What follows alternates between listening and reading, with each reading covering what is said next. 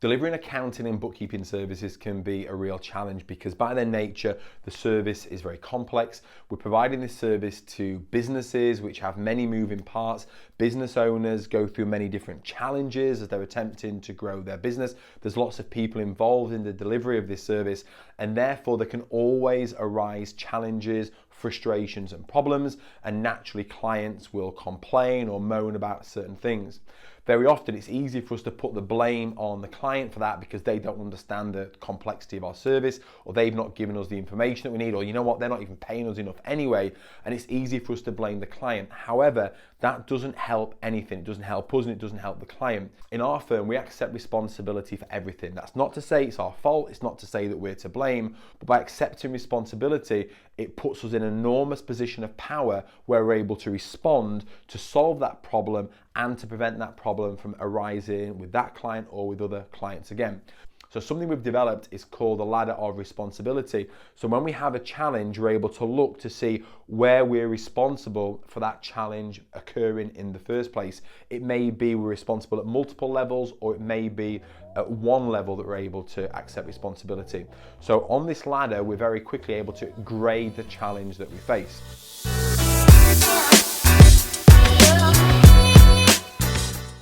So level one is the wrong client. We've just brought in the wrong client. We're never going to make them happy, or they're not a good fit for us, or they're not in the right industry or the right size, etc. But ultimately, if it's the wrong client, that is our responsibility. We chose to bring that client in, or we kept that client. They might have been great to start with and then something's changed along the way. But if ultimately they are the wrong client, that is our responsibility. You need a vetting process in place. You need to make sure that you're a good fit for each other. If you want help around that, go and check out my book, Selling to Serve. In that, I describe our discovery call process that we put in place with every client to make sure that we're a great fit for each other. So the next thing is they're the right client, but you're solving the wrong problem for them. This is a massive one. So what will happen is a client will come to you and they will say that I need you to do this, or this is the challenge I've got, and we accept that at face value and we aim to solve that problem or deliver that service that they've asked for, but that's not their real problem and we've not dug deep enough. So for example, let's say you go to a chiropractor, you go to a chiropractor and you say, I've got a bad shoulder, and they examine you and they say, I know you think you've got a bad shoulder, but it's really your ankle that's causing that because you broke it years ago. So if we fix the ankle problem, that's actually going to sort your shoulder problem out. And you're like, really? So what we're doing, or what many accounting firms do, is they're solving the shoulder problem that the client's coming to them with, but what they've not uncovered is the ankle problem that would fix many other things. So we need to have a process of digging down and understanding what the real challenge is that that client's facing, and not take their challenge or the solution they're asking for at face value. We don't need to be providing them what they want, we need to be providing them with what they really need. One thing you might want to check out is the GLOSS method. This is the consultative framework that we use in our firm to make sure that we're uncovering the real challenge that that client is facing. You can go and download our booklet for free on the Go Proposal website, and that'll help you to make sure that you're solving the real problem. The next one is you've discovered the real problem, but you're presenting the wrong service set.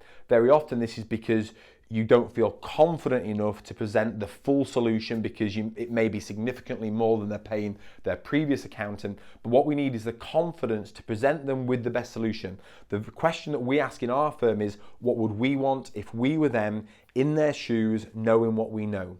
What would we want if we was them in their shoes, knowing what we know? And then you need the confidence to present that ultimate solution. They don't need to go ahead with it. We don't need to pressure them into that, but it's our responsibility to present that. And that's what ultimately Go Proposal was developed for, so that we could confidently communicate the full value of that service offering to the client. So you don't want to fall short, because if you fall short with the service offering, there's no way you can attempt to solve that problem. The next one is you presented the right service set, but you've presented the wrong fee. very often you're not charging enough for that service, or you've not got a consistent pricing methodology to know how to charge for that in the first place. And if you don't charge enough, there's no way you can deliver the level of service that your clients will be happy to pay for. So we've got to make sure that we're charging the right fee, and as that service level changes, which it always will with our clients, we need a method for constantly recalibrating that price as the scope changes to make sure we can continue to deliver that level of service as well. One thing that we can certainly help you with that is with Go Proposal. Go and check out Go Proposal if you're not already using it. You can go and check out our pricing that we use in our firm and that other firms around the world use, and go and take that as a starting point and have a look to see how that differs from the fees that you're currently charging. It will likely come out more, but that enables us to provide the level of service that the client is happy to pay for. So we need a method for doing that.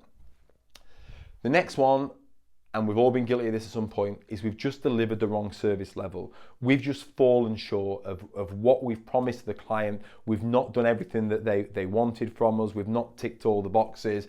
And this is the one that we need to be constantly working on as accountancy businesses, constantly developing our training, constantly evolving our team, implementing robust systems and processes to really make sure that we can drive the correct service level consistently every single time. We need the right people on board who buy into our vision, who want to evolve. Our belief is we can't grow our accountancy business. All we can do is grow our people, and they will grow our accountancy business in turn. We need great systems in place. I love Carbon, I love Center. These are fantastic tools to enable us to deliver that consistent service level, but we need the right processes that sit behind them. We need the right checks in place. A great phrase that we use in our firm is whatever you expect, you have to inspect. There has to be an inspection process for whatever you expect that outcome to be. Otherwise, at some point along the line, somebody will fall short of that delivery level. So we need to make sure that we're delivering the right service. This is critical. The next one is you've delivered the right service level, but it's not met the expectations of the client. And this is because fundamentally we've not communicated the expectations to the client. This may come down to the proposal where we have not positioned the value of the offering correctly to the client, or it may be that they just don't understand the service or what's expected of them. One thing we have in our firm is every service that we have is fully mapped out, and we communicate that to the client for every service that they choose. So they understand exactly what we'll be doing for them, where they fit into that process, and what will happen if they don't do what we need them to do when we need them to do it. This is really key. We need to give visibility over our services, because ultimately accounting and bookkeeping services are intangible. Clients don't understand them. And so it's our responsibility to make sure that we're communicating that full service offering as clearly as we possibly can in the proposal up front, and to ideally map out that service offering as well. And it's also important that every member of your team understands what they're meant to be delivering, and every member of their team that's impacted by that service, that they understand it as well. It's no good if you're the accounting firm owner and you're dealing with that business owner, but then ultimately you're handing it to 3 members of your staff who are dealing with 5 members of their team, and that expectation hasn't been communicated to them. So every stakeholder in both businesses need to fully understand those expectations if we're able to deliver on them. The next one, and this is a real frustration for me, is the wrong communication. So we've got the right client, we're solving the right problem, we've presented the right service set, we've got the right fee that we're charging them, we're delivering the service level, we're meeting their expectations, but we've just not communicated it to them. This is a real frustration for me when our team falls short of this. And I had it recently because I'm also a client of our accountancy business as well. And I had a project that they were working on, and I'd just not heard from Abacina, who was the guy that was managing it, for a few weeks. So I rang up and said, Abacina, what's happening, man? I've just not heard from you. This was meant to be done by now. I expected it to be at this level. And he went, it's all done. It's all completed. It's all going through. I'm like, why didn't you tell me? Why didn't you just ring me up? And this is a real bugbear of mine, because all the hard work's been done. You've just not communicated that to the client. This is really key. Phone first, email second. Sometimes just a 2-minute phone call can really help you to communicate all the hard work that you've done. And you should be doing that. You should be wanting to do that. It might also be a little video that you do, or just something to show the value that you're providing to that client. Even if nothing's happened, even if you're working on something but nothing's progressed, you still need to communicate that to the client, because if you don't, they will assume you've lost interest or that you're not working on their project or whatever that is. But just to keep you updated, nothing's progressed yet because we're still waiting for this. However, I'm still pushing it forward, etc., etc. This is really key that we're providing the right level of communication. And the ultimate one, the ultimate reason why we systemize our accounting business in the first place is to provide the right experience. And if we fall short of that and provide the wrong experience, that is why you can lose clients. And it's so frustrating to lose clients because of the wrong experience that has wrapped around everything else that you've done. You could have delivered on everything. You could have delivered on all the promises, provided them with exactly what they asked for on the right time. You could have met their expectations. You could have communicated it to them clearly. However, you have just fail to provide an incredible world-class experience. Experiences change the way that our clients feel, and our clients will remember the way that they were made to feel long after they've forgotten what we've done for them. It's so difficult to put your finger on this, but you'll have experienced it yourself. You'll have been to a restaurant or somewhere and you've just had a different experience. Let me give you an example. I went to 2 restaurants recently and I was putting an event on for some clients. So we were sat around a big table and I had 10 clients each day. And obviously the purpose of that experience is that we can have a great discussion and that we can talk and that people are free to talk.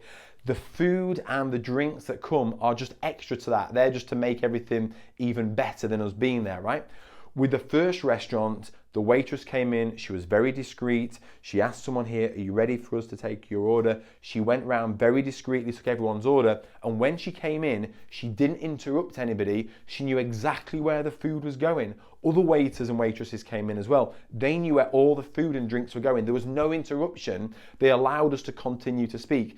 The next restaurant the next day, great quality food, great quality drinks, beautiful setting, etc. They delivered everything that we asked for, but when they came in, who's ordered the chicken? Who's ordered the steak? How did you want your steak cooking? I think this one's rare. It was the experience that was wrapped around it that was just much poorer. Now, they will think they delivered a great service, they delivered the food on time, it was cooked beautifully, it was exactly what we ordered, but it was the experience because they failed to understand what we really needed. Experience comes down to connection, making real connections with real human beings. We may have provided that right service level, but the client's going on a holiday tomorrow and they're really worried about something. It's the phone call to the client to say, hey, I know you're going away tomorrow. Is there anything that you're worried about with your finances that's just going to make you not have as good a holiday as you could have if I took care of it for you? Is there anything that you're going to be thinking about while you're away, which if I just text you through to let you know that that had been sorted out, would make you have a great holiday? And is there anything that you need done when you get back so you can hit the ground running after your break? It's those extra things. It's the phone call on the way into work, the 2-minute phone call. Hey James, just ringing to see how are you getting on today? Hey James, I've just seen that you've landed a new client. It's those extra little bits that's so difficult to put our finger on, but ultimately it comes down to having empathy with our clients, connecting with them as real human beings and genuinely wanting to serve them, impact their lives in positive ways and help them to steer their business towards the goals that they're looking to achieve. This one's very hard. It requires a lot of training with your team, but we are moving into the experiential economy. This is big now, but it's going to be much bigger in the future and something that we really need to be paying attention to, because as the technology improves, as our service levels can become more systemized and more automated, it will all be about this. And the firms that provide the best experiences on top of all this, you can't do that if you failed with these things. It has to be on top of all that. But if you're the firm that's providing those incredible experiences after having done all that, they're the firms that will win. This is our responsibility ladder. Hopefully it's been useful for you. I'd love to hear your feedback. And all I can say is if you're prepared to be the firm that accepts full responsibility for everything that's happening, you're the one that will be in a position where you're able to respond, where you're able to do something about it. You're not going to be the accounting firms who are just moaning and whinging about their clients, always looking for better clients. Better clients don't exist.